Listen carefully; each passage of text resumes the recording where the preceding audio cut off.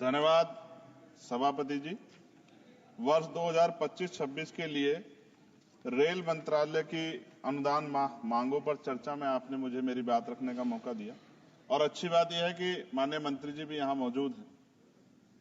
मंत्री जी का दिल तो बहुत बड़ा है, लेकिन अगर हमारी मांगे मान लें तो तभी इस बात की पुष्टि हो। अगर ना मांगे मानी जाए, हमारे क्षेत्र का काम ना हो, तो फिर ये बात मानी जाएगी कि मंत्री जी का रुख जो है सभी सदस्यों के प्रति एक जैसा नहीं। तो मैं अपने क्षेत्र से शुरू करूंगा sir. Dhampur sugar mill crossing पर ओवरब्रिज का निर्माण मैंने पिछली बार भी मांग उठाई, लेकिन सर अभी तक कुछ नहीं हुआ। लोग परेशान होते हैं, डिजिटल युग है, कई कई घंटे खड़े होना पड़ता है। जलालाबाद क्रॉसिंग ओवरब्रिज के नीचे अंडरपास के निर्माण की बात मैंने पिछली बार भी उठाई, कुछ नहीं हुआ। नजीबाद रेलवे स्टेशन पर बेगमपुरा एक्सप्रेस ट्रेन संख्या 12238 का ठहराव सुनिश्चित किया जाए, इस पे भी कोई काम नहीं हुआ।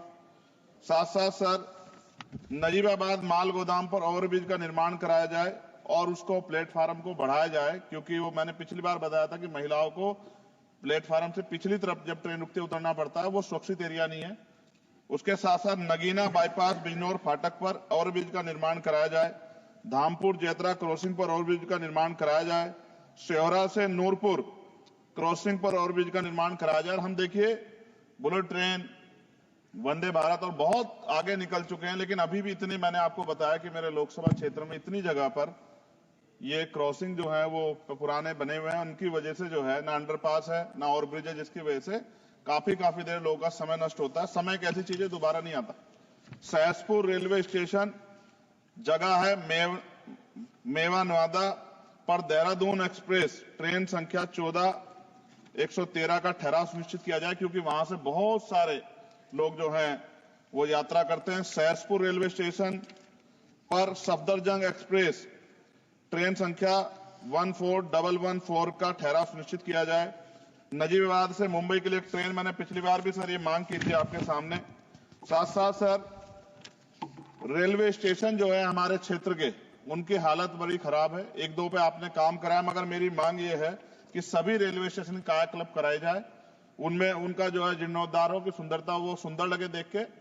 दूसरा, रेलवे में सुरक्षा व्यवस्था, कई घटनाएं हमने देखी जहां सुरक्षा व्यवस्था पे बड़े सवाल खड़े हुए। और एक तो हमारे लोकसभा के मेंबर ही थे राजस्थान के, उन्हीं का फोन वगैरह चोरी हो गया था अभी बाड़मेर वालों का। तो मैं इसलिए आपसे कह रहा हूं कि सुरक्षा सुनिश्चित हो, क्योंकि कई बार महिलाएं अकेली भी उसमें ट्रेवल करती हैं और बहुत सारी महिला जो है एमपी हमारे यहाँ पे भी ये चीजें आती हैं, इसका ध्यान रखा जाए। एक सर बहुत इंपॉर्टेंट डिमांड है मंत्री जी, मैंने आपको पत्र भी लिखा है। रेलवे प्रशासन उत्तर मध्य रेलवे आगरा के कार्यालय सीनियर सेक्शन इंजीनियर ईदगाह द्वारा एक पत्र लिखा गया 11 तारीख को, और जो डॉक्टर बाबा साहब अम्बेडकर के समय में जो एक अम्बेडकर भवन बना था, जो निकट फाटक संख्या 75A 12 खंबा पे, उसको अतिक्रमण घोषित कर दिया गया। ये क्या मैं ये मानूं कि ये सरकार का डॉक्टर बाबा साहब अम्बेडकर के प्रति सम्मान है, प्रेम है, कि बाबा साहब अम्बेडकर के नाम पे बने भवन को अतिक्रमण घोषित करो, कह दिया 15 दिन में हटा दो। ये गलत, मैंने आपको पत्र लिखा है सर, इसका संज्ञान ले। दूसरा सर, सहारनपुर से लखनऊ तक वंदे भारत ट्रेन चलाई जाए। SC ST के OBC का बैकलॉग सर आपके यहां बहुत है, वो भरा जाए। कोरोना काल में बंद, पिछली बार मैंने मांग उठाई थी कि वो ट्रेनें चलाई जाएं। और प्रमोशन में भी SC ST OBC के कर्मचारियों के साथ भेदभाव होता है, इसको रोका जाए। मैंने पिछली बार लोको पायलटों की मांग उठाई थी कि उनको जो है 2 रात को 2 दिन ड्यूटी करने के बाद फिर ड्यूटी कराई जाती है, और वो लोग जो हैं फिर कई बार कई घटनाएं ऐसी घटती हैं कि एक नींद की झपकी लगी और एक्सीडेंट हो गया, और सारा दोष आपकी तरफ आता। तो अभी ये दिल्ली में भी एक घटना घटी और कई सारी ऐसे ट्रेन घटना घटती है, इसके लिए मैं आपको नहीं दोषी मानता, लेकिन मैं कहता हूं कर्मचारियों को उस तरह की सुविधा मिलनी चाहिए कि वो जब वो ड्यूटी करें तो अपने आप को परफेक्ट महसूस करें। लेकिन अगर ये इस पे ध्यान नहीं दिया गया तो किसी दिन कोई बहुत बड़ी घटना घटेगी, तो लोगों के जीवन की कीमत होनी चाहिए। ये इसमें रेलवे में अमीर भी सफर करता है, गरीब भी करता है, लेकिन अमीर के साथ अगर कोई हादसा होता तो वो चर्चा होती, गरीब के साथ हादसे की चर्चा नहीं होती। ये अनुभव है, हमने रेलवे में सफर किया और रेलवे में करोड़ों लोग सफर करते हैं।